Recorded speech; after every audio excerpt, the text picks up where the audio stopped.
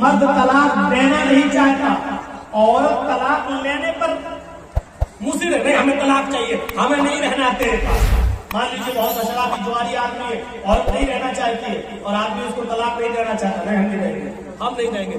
ایسی صورت میں عورت خلا لیتی ہے۔ خلا یہ ہوتا ہے کہ قاضی کو بٹھائے گی یا 4-5 آدمی کو بٹھائے گی اور کہے گی کہ مجھے اس کے ساتھ نہیں رہنا ہے، آپ لوگ دعا رہیے، میں خلا لے رہی ہوں، یہ طلاق نہیں دے رہا ہے، لہذا وہ قاضی نکاح فسخ کر دے گا اور وہ عورت اب آزاد ہو گئی۔ آدمی چاہے طلاق دے یا نہ دے، عورت خلا لے لی ہے، اب یہ آزاد ہو چکی ہے، لیکن اس کے باوجود اس کو تک رکنا پڑے گا، وہ دوسری شادی نہیں کر سکتی ہے جب تک کہ اس کو ایک اسلام میں انسانیت دے دی۔ اسلام نے اتنی فاؤنڈیشن لگا دی ہے کہ کوئی بھی شخص جب کسی عورت سے شادی کرے تو کسی بھی قیمت پر کسی دوسرے کے بچے کو ہی اپنا نام رکھے، اس پر اتنی فاؤنڈیشن لگا دی ہے کہ آپ غور کیجیے، اگر کسی وجہ سے آپ اپنی بیوی کو طلاق دیتے ہیں اور تیسری طلاق جب دی جاتی ہے تو تیسری طلاق جب آپ دیں گے اس کے بعد عورت کی عدت شروع ہو جائے گی۔ اس کے بعد سے جیسی تیسری طلاق دی وہیں سے عدت شروع۔ اب 3 مہینے تک وہ دوسری شادی نہیں کر سکتی ہے جب تک کہ وہ عدت پوری نہ کر لے۔ اور سے سنیے گا، اس کو سنیں گے تبھی بات سمجھ میں آئے گی۔ 3 مہینے تک اس کو کیوں روکا گیا؟ کیونکہ 3 مہینے میں ہو سکتا ہے کہ جو آدمی طلاق دے رہا ہو اس کا کوئی بچہ اس عورت کے پیٹ میں ہو۔ ایسا نہ ہو کہ طلاق کے فوراً بعد شادی کے اگر اجازت دے دی جائے تو کہیں ایسا نہ ہو کہ دوسرے کا بچہ یہ اپنے پیٹ میں رکھے اور کسی دوسرے مرد سے شادی کر لے اور دوسرا مرد اس بچے کو اپنا نام دے دے، حالانکہ اس کا بچہ نہیں ہے۔ اس لیے 3 مہینے کا حکم دیا کہ وہ عدت گزارے۔ اگر کسی کا شوہر مر گیا تو عورت عدت گزارے گی کتنے دن؟ 4 مہینے 10 دن۔ اگر کسی عورت کا شوہر مغرب سے پہلے انتقال کیا ہے، مغرب کی اذان سے پہلے انتقال کیا تو وہ دن کی عدت میں شامل کیا جائے گا، 1 دن مانا جائے گا۔ مان لیجئے آپ کے یہاں 6 بجے مغرب کی اذان ہو رہی ہے اور 5 بجے کسی کا شوہر انتقال کیا ہے تو 5 بجے انتقال کرنے کے بعد بھی اس کا پہلا دن مانا جائے گا، کیونکہ ابھی تاریخ وہی ہے، مغرب کے بعد تاریخ چینج ہوگی، مغرب سے پہلے نہیں، وہ پہلا دن مانا جائے گا۔ یہی عقیدے میں بھی یہی دیکھا جائے گا، 7ویں دن جو بچے کا عقیقہ کیا جاتا ہے یہی دن دیکھا جائے گا۔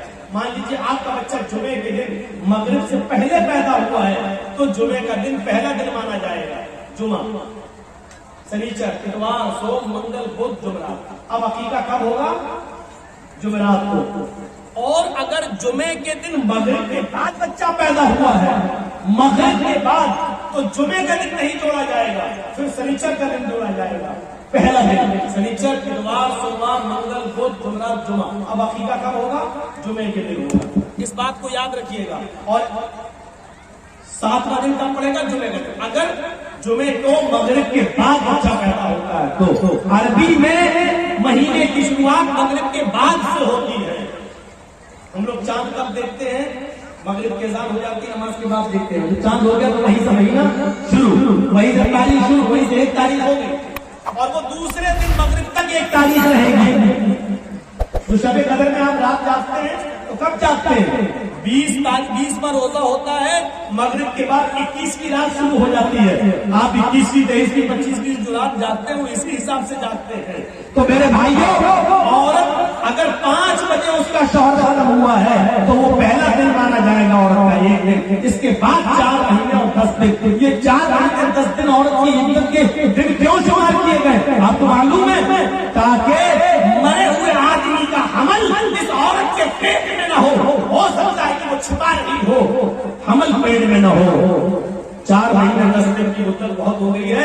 اگر اس کے پیٹ میں بچہ ہوگا تو 4 مہینے میں اس عورت کا پیٹ تھوڑا بہت باہر نکل آئے گا، جس سے پتا چل سکتا ہے کہ اس کے پیٹ میں فلاں آدمی کا بچہ ہے. اگر ہے تو جب تک بچہ پیدا نہیں ہو جاتا تب تک اس کی عزت رہے گی، اور اگر نہیں ہے تو 4 مہینے 10 دن کے بعد یہ عورت کہیں دوسرا نکاح کرنا چاہے تو کر سکتی ہے، تاکہ کسی دوسرے آدمی کا، اس مرے ہوئے آدمی کا بچہ کسی دوسرے آدمی کا نام نہ پا جائے. یہ اسلام نے فاؤنڈیشن لگا دی، بہت سختی ہے اس معاملے میں. اس معاملے میں ہاں خلا کا معاملہ تھوڑا سا الگ ہے.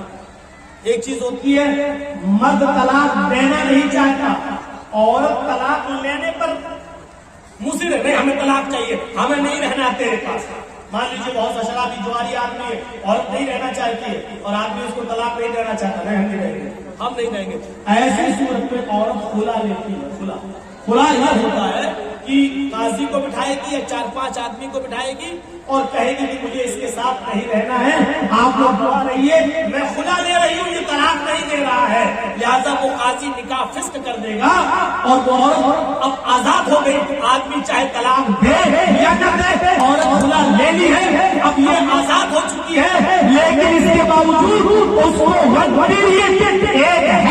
تک رکنا پڑے گا، وہ دوسری شادی نہیں کر سکتی ہے جب تک کہ اس کو ایک پیریڈ نہیں آ جاتا ہے. ایک پیریڈ کا مطلب اس کو عورت کو جو ہر مہینے جو ہر عورت کو جو بلڈ آتا ہے، ایک پیریڈ، جب تک وہ پیریڈ نہیں آ جاتا تب تک وہ دوسرا نکاح نہیں کرے گی، اور پیریڈ آنے کے بعد وہ دوسرا نکاح کر سکتی ہے. پیریڈ آنے کا مطلب یہ ہے کہ وہ حاملہ نہیں ہے، یعنی جس آدمی سے اس نے خلا لیا اس کا بچہ اس کے پیٹ میں نہیں پل رہا ہے. اب سوچیے اسلام نے کتنی فاؤنڈیشن لگائی ہے کہ آپ کے پیٹ میں پلنے والے بچے کو اس کے اصلی باپ کا نام ملے. وہ بچہ جب باہر آئے تو اپنی نسبت اپنے اصلی باپ کی طرف کر سکے. کتنی حفاظت کی ہے اسلام نے نسل کی، اور نسل کو پاکیزہ بنانے کی کتنی حفاظت کی ہے. لیکن اس کے باوجود اسلام یہ بھی کہتا ہے اگر خدا نخواستہ کسی عورت کے پیٹ میں حرام اولاد پل رہی ہے، زنا کی پیداوار ہے، اور اس نے اقرار بھی کر لیا ہے کہ حرام اولاد ہے، وہ کہہ بھی رہی ہے کہ فلاں آدمی سے میرا ساتھ سمبند بن چکا تھا، اس کا حمل میرے پیٹ میں ہے، تو اسلام انسانیت کا وہ درس دیتا ہے کہ حرام اولاد ہونے کے باوجود اگر کسی عورت کے پیٹ میں پل رہی ہے تو پیٹ میں بچے کو مارا نہیں جا سکتا ہے. اگر اسلامی قانون نہیں ہے اور زناکار کی سزا پتھروں سے مار کے مار ڈالنا ہے، لیکن اگر وہاں یہ پتہ چل جائے کہ اس عورت کے پیٹ میں بچہ ہے، اگرچہ ناجائز ہے، اگرچہ حرام ہے، تو اسلامی ملک بھی اس عورت کو سزا نہیں دے سکتا جب تک کہ بچہ پیدا نہ ہو جائے، کیونکہ غلطی اس کی ماں کی ہے، اس بچے کی نہیں جو پیٹ میں پل رہا ہے.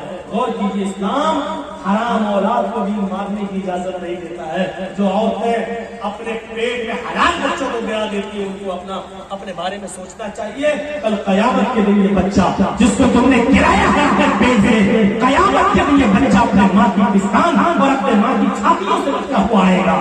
یوم القیامت معلق بین صدیہ، وہ بچہ قیامت کے دن اس حال میں آئے گا کہ معلق بین صدیہ، اپنے ماں کی دونوں پستان سے لٹکا ہوا ہوگا، اپنی ماں کی پستان سے دودھ چوس رہا ہوگا، اور اللہ کہے گا اے اس ماں کی پستان سے دودھ چوسنے والے بچے، کیا تیری کوئی شکایت ہے؟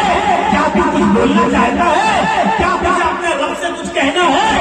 اللہ اس کو زبان دے گا. وہ چھوٹا سا بچہ جو اپنے ماں کی پستان سے دودھ چوس رہا ہوگا اپنی زبان ہٹائے گا، اپنا منہ ہٹائے گا، یقول، اور اللہ سے شکایت کرے گا یا ربی ہذہ امی قتلتنی، اللہ یہ میری ماں ہے جس کا دودھ میں پی رہا ہوں، جس کی پستان سے میں لٹکا ہوا ہوں، اللہ یہ میری ماں ہے جس نے دنیا میں مجھے مار ڈالا تھا، اللہ یہ میری ماں ہے جس نے دنیا میں مجھے قتل کر دیا تھا، ہذہ امی قتلتنی، اللہ یہ میری ماں ہے جس نے دنیا میں مجھے مار ڈالا تھا، اللہ یہ میری ماں ہے جس نے دنیا میں مجھے قتل کر ڈالا تھا. اے اللہ یہ دنیا میں میری نہ ہوئی، تو اس کا مت ہو، اس کو بھی تو جہنم میں پھینک دے. اللہ رب العالمین پھر اس عورت کو جس نے بچے کو مर्डर کیا بنا کسی غلطی کے، بنا کسی پریشانی کے. اس نے یہ سوچ کر کہ 3 لڑکیاں پہلے سے، چوتھا بھی میری لڑکی ہے، الٹرا ساؤنڈ میں چیک کرانے کے بعد پتا چلا لڑکی ہے، نہیں ہمیں نہیں چاہیے، اور ایبورشن کرا دیا. قیامت کے دن اس عورت کو جہنم میں پھینک دیا جائے گا اور وہ بچہ اپنی ماں کو جہنم میں لے جانے کا سبب بنے گا. نہیں اللہ، اس نے دنیا میں مجھے مار ڈالا تھا. اسلام کو حرام اور ناجائز اولاد گرانے کی اجازت نہیں دیتا ہے. یہ انسانیت کا احترام، انسانیت کا احترام. اسلام میں بہت، جہاں تھوڑا بہت مسئلہ ہارڈ لگتا ہے وہی آسانی بھی پیدا ہے. مان لیجیے رمضان کا مہینہ اور 20 روزے گزر چکے ہیں. آج کوئی ہندو ہے یا کوئی عیسائی مسلمان ہو رہا ہے اور وہ 20ویں روزے کو مسلمان ہوا، تو اب وہ روزہ کب سے رکھے ہیں؟ روزے تو پورے مہینے کے فرض ہیں، لیکن کوئی ہندو یا کوئی عیسائی یا کوئی یہودی 20ویں روزے کو مسلمان ہو رہا ہے. 20 روزے تک ہندو تھا، عیسائی تھا، یا یہودی تھا، یا جینی تھا، بدھسٹ تھا. 20 روزے کے بعد مسلمان ہو رہا ہے 20ویں روزے کو، تو اب وہ روزہ کب سے رکھے گا؟ آج مسلمان ہوا ہے تو اب جب مسلمان ہوا تبھی سے تو رکھے گا. اب سوال یہ پیدا ہوتا ہے کہ وہ 20 روزے جو اس کے چھوٹے ہیں وہ پورے کرے گا یا نہیں کرے گا؟ تو صاف مسئلہ ہے کہ نہیں کرے گا. کیوں نہیں کرے گا؟ کیونکہ جب وہ اسلام لایا ہے تب تک وہ کافر تھا، اس پر روزہ فرض تھا ہی نہیں. آج وہ اسلام لایا تو اب جتنے روزے ہیں اتنے وہ رکھے گا، بقیہ روزے وہ نہیں رکھے گا. اس لیے نہیں رکھے گا کیونکہ اس وقت اس کے اوپر روزے فرض تھے ہی نہیں. کتنے روزے رکھے گا؟ جتنے باقی ہیں. ایک چیز اور سن لیجیے، 20ویں روزے کو اسلام لایا، لیکن اسلام لا رہا 5 بجے شام میں اور روزہ کھلتا ہے 6 بجے. اب 5 بجے وہ اسلام لا رہا ہے تو اسلام جیسی وہ 5 بجے لایا تو اب کیا کرے گا؟ آج کا روزہ کیا کرے گا؟ تو 5 بجے اسلام لاتا ہے تو 5 بجے ہی سے اس کا روزہ شروع ہوگا، کیونکہ 5 بجے سے پہلے اس کے اوپر روزہ فرض تھا ہی نہیں، کیونکہ وہ کافر تھا. جیسے اسلام لایا ویسے اس پر روزہ فرض ہو گیا، ویسے اس کے اوپر روزہ فرض ہو گیا. اب 5 بجے ہی وہ نیت کر لے گا کہ میں روزے سے اسلام لایا، اشہد ان لا الہ الا اللہ وان محمد رسول اللہ. اسلام لاتے ہی اس کے اوپر عصر کی نماز فرض ہو جائے گی، کیونکہ ٹائم ابھی باقی ہے اور اسلام لا چکا ہے، عصر کا وقت ابھی باقی ہے، لہٰذا پہلے عصر کی نماز پڑھے گا اور یہیں سے اس کا روزہ بھی شروع ہو جائے گا، کیونکہ اسلام لا چکا ہے. جب سے اسلام لایا یہیں سے روزہ شروع، اور 6 بجے وہ روزہ سب لوگوں کے ساتھ کھول لے گا. اس کا یہ ایک روزہ مانا جائے گا، یہ ایک روزہ مانا جائے گا. یہ آسانی بھی ہے، یہ آسانی بھی ہے. اسلام مشکل نہیں ہے، لوگوں نے اس کو مشکل بنا دیا ہے. کیا وہ لوگ صحابہ نماز نہیں پڑھتے تھے؟ کیا وہ روزے نہیں رکھتے تھے؟ مشکل بنا دیا ہے. فجر میں نہیں اٹھ پا رہے ساتھیوں. اب رات میں 1 بجے جلدی صاحب کو ٹائم ملے گا، 3 بجے تک جلسہ چلے گا، پھر آدمی یہاں سے جائے گا، تھوڑی دیر کمر سیدھی کرے گا، فجر میں اٹھے گا. لیکن یاد رکھیے مولانا جلدی کا جلسہ اور اس جلسے میں 2:30 بجے 3 بجے تک جاگ لینا اور اس جاگ لینے کے بعد صبح فجر کی نماز میں نہ آنا، یہ دلیل نہیں ہے اس بات کی کہ آپ کا جلسہ کامیاب ہو گیا ہے، یا یہ عذر نہیں ہوگا کہ میں جلسہ سننے کی وجہ سے رات میں جاگ لیا اس لیے فجر میں ہم نہیں اٹھ پائے. جلسہ کرانا فرض نہیں تھا، فجر کی نماز پڑھنا فرض تھا. آپ نے ایک فرض کو چھوڑا اس کام کے لیے جو آپ کے اوپر فرض ہی نہیں تھا. میرے بھائیوں، یہاں سے یہ میسج لے کے اٹھیے گا، یہ پیغام لے کے اٹھیے گا، یہ تصور لے کے اٹھیے گا. تو انسانیت یہ ہوتی ہے، انسانیت. تو یا ایھا الناس انا خلقناکم من ذکر و انثی وجعلناکم شعوبا وقبائل لتعارفوا. تم کو ہم نے ایک مرد اور ایک عورت سے پیدا کیا ہے، تم سب آپس میں بھائی ہو، تم آپس میں ایک ہی باپ کے اور ایک ہی ماں کے بیٹے ہو، تمہارا باپ ایک ہے، تمہاری ماں ایک ہے. اچھا ایک چیز اور بتائیے، غور سے سننا. हम मुसलमान हैं, ये हिंदू है, हम दोनों का झगड़ा हुआ है। अब कोर्ट में गए तो जज साहब बैठे हैं, अगर मुसलमान है तो उनका दिल चाहता है कि हम मुसलमान की तरफ थोड़ा सा झुकाव कर दें, हिंदू है तो वो चाहता है थोड़ा सा हिंदू की तरफ झुकाव कर दें। ये होता है, ये होता है। कुरान ने इंसानियत, यहां पर इंसानियत को फरोग दिया है, इंसानियत को बढ़ावा दिया है और कहा अगर तुम सच्चे मुसलमान हो तो फैसला करते वक्त न कौम देखोगे, न बरादरी देखोगे, न जात देखोगे, न मजहब देखोगे। वला यजरिमन्नकुम शनआनु कौमिन अला अल्ला तादिलू तअदिलू हुवा अक़रबु लित्तक़वा। भाई जिसको जाना हो अभी उठ के चले जाओ यार, क्यों बार बार उठा रहे हो? बहुत डिस्टर्ब होता है। ला यजरिमन्नकुम शनआनु कौमिन, आए मुसलमानों, किसी कौम की दुश्मनी, किसी मजहब की दुश्मनी तुम्हें इस बात पर मजबूर न कर गए कि तुम सच्चा फैसला न कर सको, उनके साथ इंसाफ न कर सको। ऐसा नहीं होना चाहिए। हर हाल में सच्चा फैसला करना, चाहे वो मुसलमान के खिलाफ जाए, चाहे वो हिंदू के खिलाफ जाए, ईसाई के खिलाफ जाए, तुम्हारे अपने खिलाफ जाए, तुम्हारे अपने बेटे के खिलाफ जाए, तुम्हारी अपनी औलाद के खिलाफ जाए।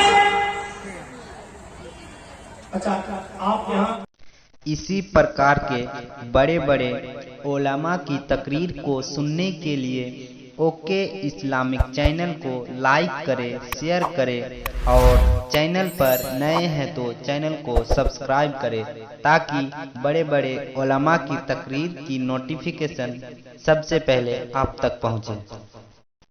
इसी प्रकार के बड़े बड़े उलमा की तकरीर को सुनने के लिए ओके इस्लामिक चैनल को लाइक करें, शेयर करें और चैनल पर नए हैं तो चैनल को सब्सक्राइब करें ताकि बड़े बड़े उलमा की तकरीर की नोटिफिकेशन सबसे पहले आप तक पहुंचे।